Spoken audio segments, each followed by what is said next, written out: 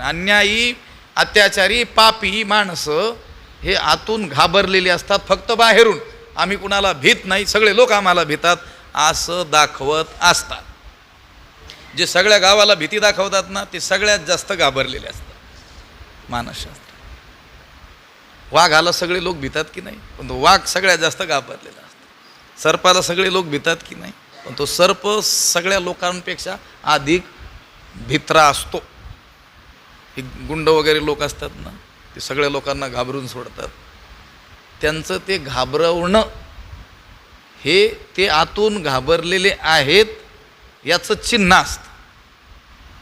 खरोखर तो तेवढा काही धैर्यवान नाही की त्या पांडवांच्या सैन्याचा त्याने काय केला, असा धिक्कार केला, अवेर केला. पण तो ते दाखवतो, तो राजनेता आहे. लक्षात आलं का? आता हे वारंवार तीच उदाहरणं येतात. आता त्याला मी काय करून नाईलाज आहे. पडणारा उमेदवार